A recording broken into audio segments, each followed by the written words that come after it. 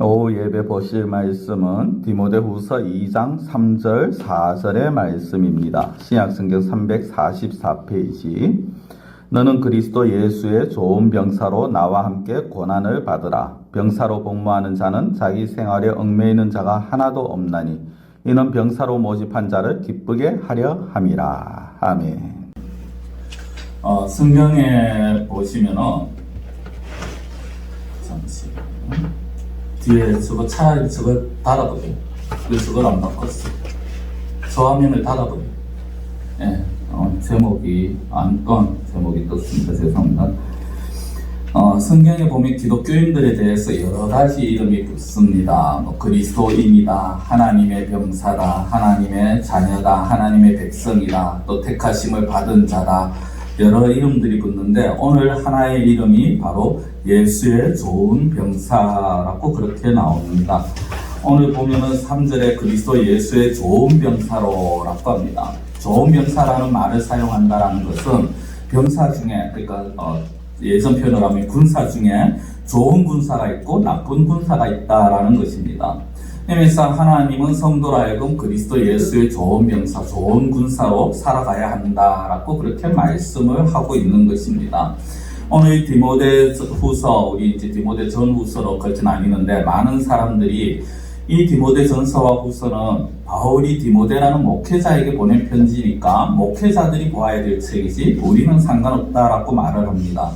그러나 사실 목회자에게 보내는 편지임과 동시에 또 목회자를 통하여서 성도들에게 전달되어지는 그러한 말씀이기도 합니다.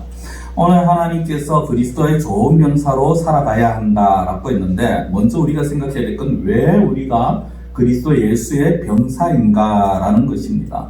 좋은 병사, 나쁜 병사를 떠나서 왜 우리가 병사냐, 우리가 왜 군사냐, 그것은 바로 우리의 신분이, 우리의 삶이 이 땅에서 전쟁을 치러야 하는 삶이라는 것입니다.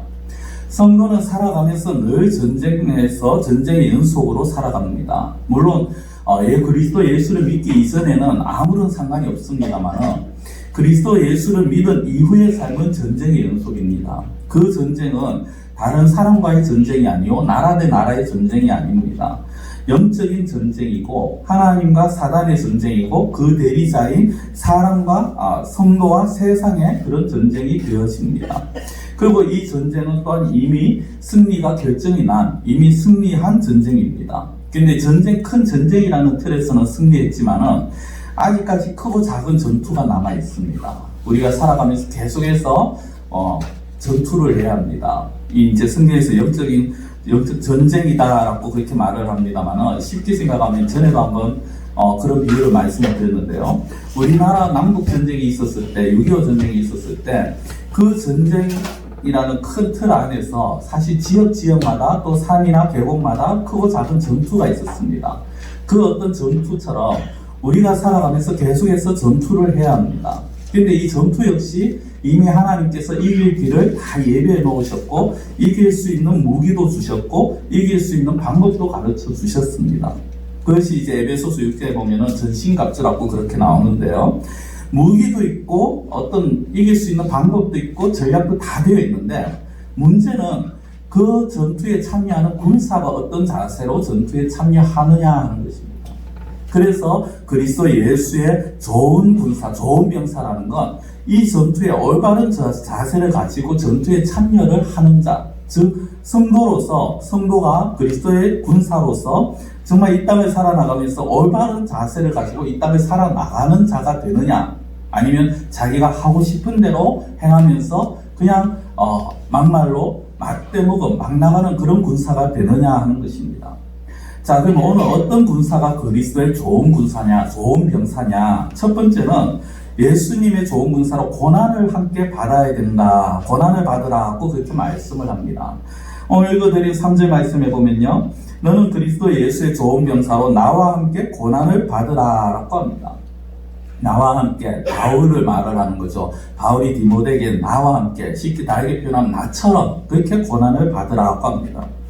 좋은 군사가 되는 것이 왜 고난을 받는 거냐? 고난이라는 것은 우리가 누구나가 좋아하는 사람은 없습니다. 피할 수 있으면 피하고 싶고 겪지 않을 수 있으면 겪고 싶지 않은 것이 고난입니다. 근데 여기에서 이 고난을 받으라는 이 말은 그리스도로 인해서 당하게 되는 그 고난을 기꺼이 감수하고 그 고난을 받으라는 것입니다. 다르게 말씀드리면 그리스도 때문에 당하는 고난이라면 기꺼이 그 길을 가야 된다는 것입니다. 바울이 그 대표적인 그런 모습이죠.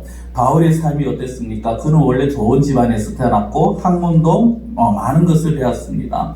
세상에서 지위도 높았습니다. 로마 신분도 가지고 있었습니다. 그런데 그런 그가 예수님을 만난 이후에 모든 것을 잃어버립니다. 아니 어떤 면에서 보면 스스로가 모든 것을 버립니다. 그렇게 할 수 있었는 이유가 무엇입니까? 이전에 내가 알고 있었고 내가 누렸는 모든 것들이 예수 그리스도를 믿고 난 이후에 성도로서 살아감에 있어서 그것들이 오히려 걸림이 되고 그것들이 성도답게 살아가는 일에 방해가 되더라는 것입니다. 그래서 바울은 자신에게 있어서 가장 소중한 것, 가장 귀한 것들이 이전에는 가장 좋았지만 그러나 나에게 있어서 지금은 예수 그리스도가 가장 귀한 존재이기 때문에 그 모든 것들을 나는 배설물처럼 여긴다라는 그런 표현까지 사용을 해버립니다. 세상에서 누릴 수 있는 많은 것들, 많은 사람들이 존경의 눈빛을 보내고 그 말 한마디에 많은 사람을 움직일 수 있는 그런 힘이 있는 바울이었지만 그러나 그는 자기가 가진 모든 것들을 배설물처럼 똥오줌처럼 쓰레기처럼 그렇게 취급을 했다라는 것입니다. 그 이유가 무엇이냐? 그것들이 오히려 내가 예수 그리스도를 제대로 알고 예수 그리스도의 사람답게 살아가는 일에 걸림이 되더라는 것입니다. 모든 것을 버리고 예수님을 따르는 이 바울이 단순하게 예수님을 따르는 것 정도가 아니라 그의 삶을 보면 예수님을 닮아가고자 힘을 씁니다. 예수님을 닮아간다는 건 예수님의 말씀대로 살아가고자 힘을 썼다는 것입니다. 자신이 군사로서 군대의 대장 대신 예수님을 따라가고자 힘을 씁니다. 이 말은 다르게 말하면 대장의 명령에 맞추어서 움직이기 위한다라는 것입니다. 성경은 군인이 대장의 명령을 그 군 사령관의 명령을 지켜서 움직여야 되는 것이지 자기 마음대로 움직일 수는 없습니다. 그런데 그렇게 대장의 말에 따라서 대장의 명령에서 맞추어서 움직이려고 하다 보니까 그러기 위해서는 훈련을 받게 됩니다. 요즘 군대에 입대하는 사람들은요 처음부터 그 사람들에게 총을 주고 처음부터 수류탄이나 이런 무기들을 사용하게 하지 않습니다. 기본적인 어떤 제식 훈련이라고 해서 차례 열전부터 하나하나 가르칩니다. 그런 가운데 어떤 단계 거쳐서 유격 훈련도 하고요, 사격 훈련도 하고 수류탄 투척 훈련도 하고 이런 훈련들을 합니다.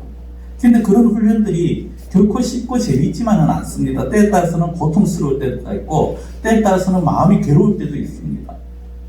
그러나 그런 훈련을 받지 않고는 훌륭한 군사가 될 수 없다라는 것입니다. 때로는 왜 내가 이래야 되느냐라는 생각까지 드는 그런 경우도 있을 수 있습니다.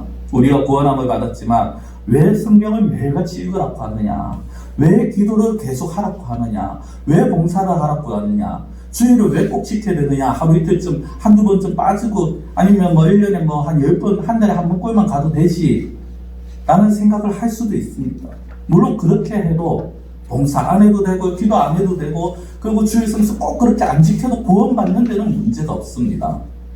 왜냐하면 구원은 내가 예수 그리스도가 나의 구세주라는 것을 고백하는 자들은 그것을 믿는 자들은 다 구원을 받습니다.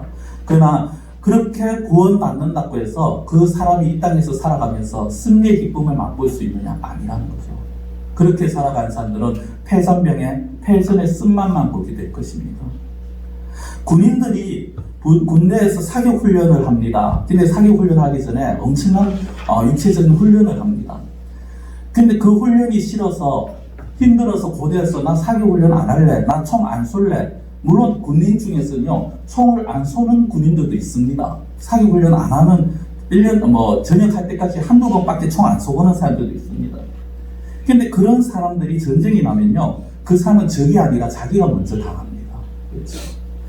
우리가 이 땅에 살아가면서 그리스도의 군사이기 때문에 우리 날마다 서두에 말씀드린 것처럼 영적인 전투를 계속해서 치러야 되는데 내가 훈련받지 않으면 오히려 그 전투에서 매일같이 질 수밖에 없는 것이고 전투에서 지는 삶이 계속되다 보면 어떤 모습이 나타날 것 같습니까? 성도는 신앙생활에 재미가 없습니다. 교회를 가는 것이 어거지가 되어지고요. 의무감이 되어지고 괴롭고 힘든 나날들이 되어집니다. 찬양을 해도 힘이 나지 않습니다. 기쁨이 없습니다. 평안이 없습니다. 계속의 패전의 삶을 살다 보니까 아무런 의욕이 생기지 않는 것이죠. 성도 여러분, 우리가 살아가는 이 세상은 영적으로 전쟁터입니다. 이 전쟁에서 승리하면 기쁨과 평안과 즐거움을 우리는 맛볼 수 있습니다. 하늘의 상급이 축적되어 갑니다. 그러나 이 전쟁에서 패한다면 우리의 삶은 괴로움과 고통의 연속이 될 수밖에 없습니다. 내가 원하지 않지만, 이렇게 말하면 무슨 말도 안 되는 소리냐 하지만 마귀가 원하는데 끌려다니는 삶을 사는 것입니다. 성도님, 이렇게 질문을 한번 드려볼까요? 여러분들의 삶 가운데서 여러분들이 날마다 기쁨과 즐거움으로 찬양이 계속되는 그런 삶을 사시고 싶으십니까? 아니면은 그냥 모든 것이 귀찮고 짜증나고 괴로운 삶을 사시기 원합니까? 당연하게 기쁨의 삶이죠. 즐거움의 삶입니다. 찬양하며 살고 싶습니다. 그렇게 하려면은 우리가 훈련을 잘 받아야 합니다. 고난 있을 수 있습니다. 훈련을 받다 보면요, 몸이 되게 군인들이 훈련을 받다 보면 몸이 너무 힘들 때가 있습니다. 근데 그 힘든 훈련을 견뎌내면은 그 사람에게 상금이라고 해야 되나요? 상이 주어집니다. 우리가 살아가면서 하나님의 말씀대로 살아간다는 거 고될 수 있습니다. 때로는 버거울 수 있습니다. 힘들 수 있습니다. 다른 사람의 조롱을 들을 수도 있습니다. 그러나 그럼에도 불구하고 우리가 이 하나님의 백성답게 훈련을 받으면서 하나님의 백성이기 때문에 당하는 고난을 받게 된다면요, 그 뒤에는 하나님께서 더 큰 은혜와 상급으로 예배해 놓으실 것입니다. 두 번째로 군사는 어떤 삶을 살아야 되느냐? 자기 생활에 얽매이지 말아야 한다라는 것입니다. 4절을 보시면요, 앞부분에 이렇게 나옵니다. 병사로 복무하는 자는 자기 생활에 얽매이는 자가 하나도 없나니라고.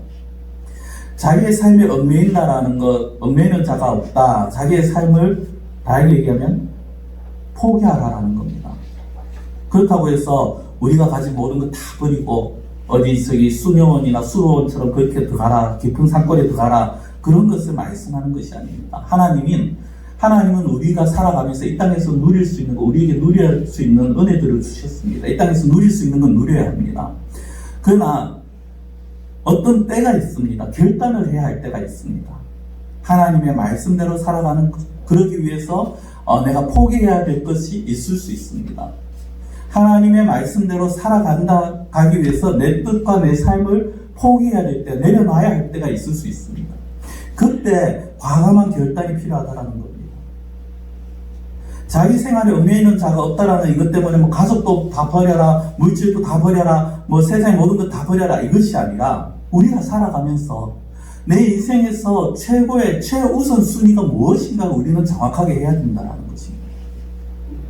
우리가 살아가면서 우리 자아를 포기해야 될 때가 있고, 우리의 삶 가운데서 하나님이 원하실 때 내 마음에는 원하지 않지만, 내 마음에 들지 않지만 그 말씀에 순종해야 할 때가 있습니다. 자기의 자리를 지키면서 하나님의 부르심에 즉각적으로 순종을 해야 될 때가 있고요, 하나님의 말씀에 바로바로 우리가 순종하는 자세가 필요합니다. 제가 계속해서 군대 이야기를 합니다만, 군대에서 있는 군인이 자기 자리를 지키지 않는다면 어떻게 될 것 같습니까?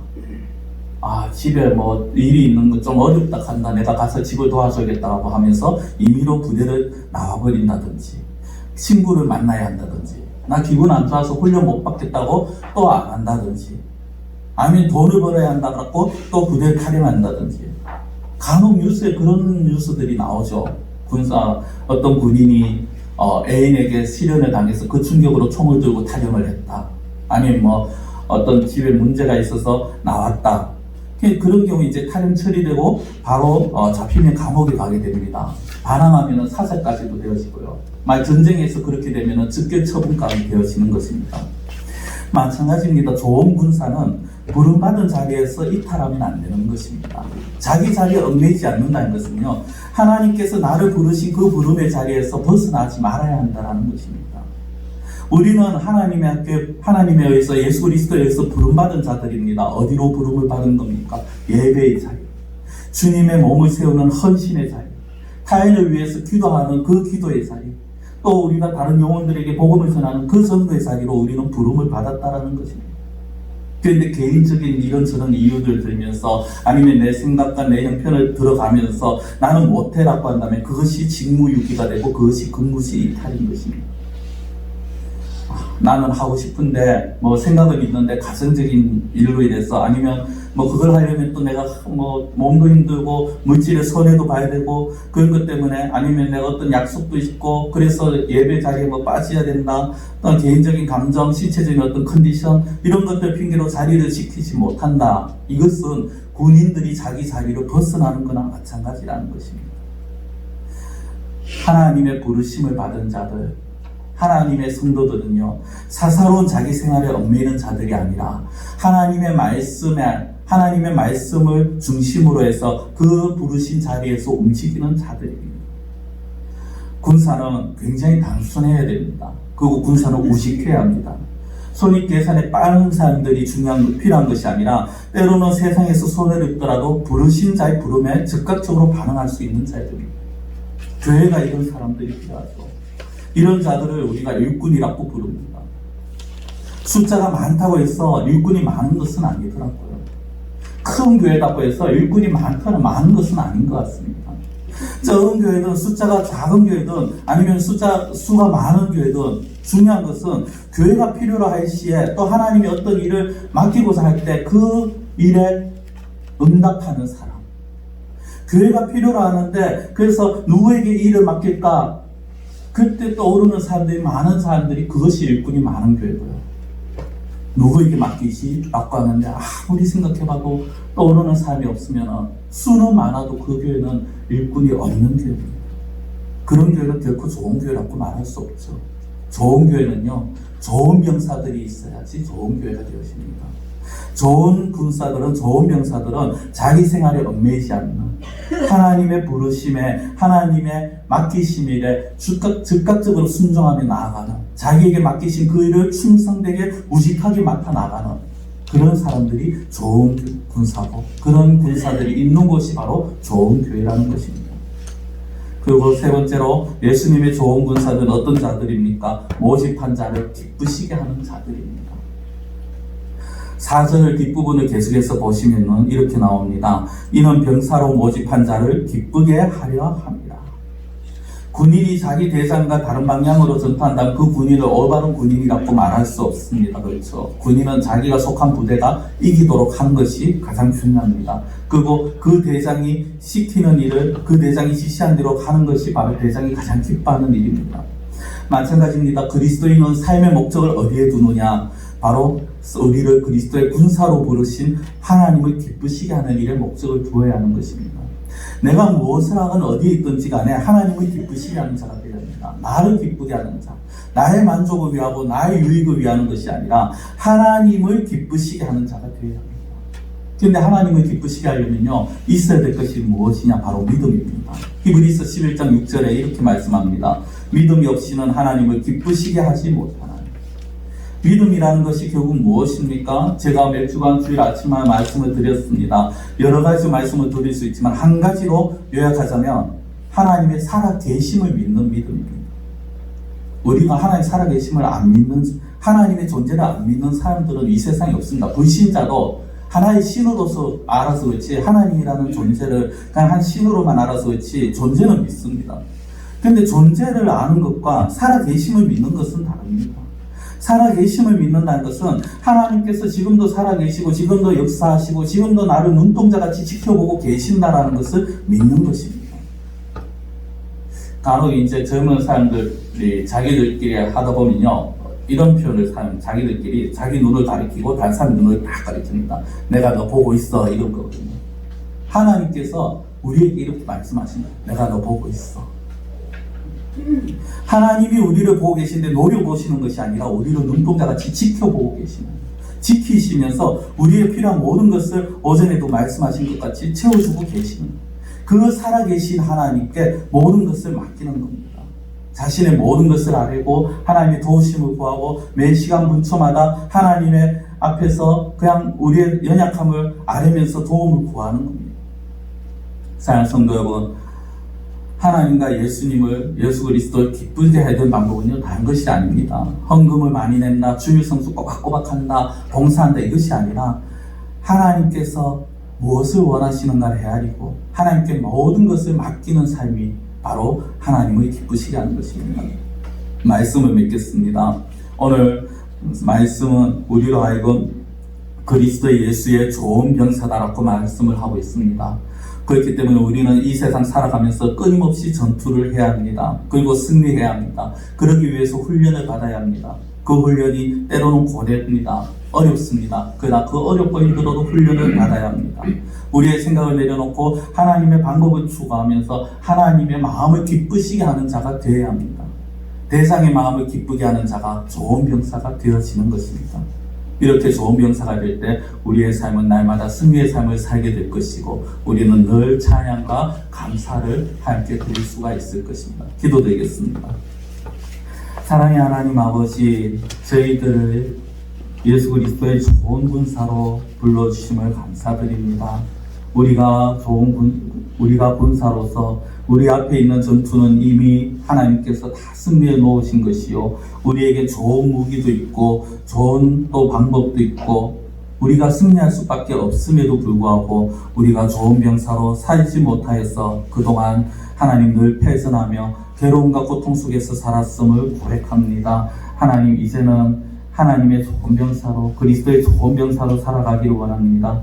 훈련을 통하여서 비록 그 훈련이 고난이라 할지라도 기꺼이 감사하며 훈련받는 자가 되게 하시고 하나님의 마음을 기쁘게 하는 자가 되게 하시고 내 생활에 얽매이는 것이 아니라 하나님께서 원하시는 삶을 살아가는 저희들의 삶이 되게 하여 주시옵소서. 하나님의 좋은 군사가 되어질 때 우리 앞에 승리가 놓여 있음을 믿고 하나님, 그 승리를 바라보며 기쁨과 감사의 삶을 바라보며 늘 하나님의 좋은 군사로 살아가는 저희들이 될 수 있도록 인도하여 주시고 붙들어 주시옵소서. 간절히 원하고 예수님의 이름으로 기도드리옵나이다. 아멘.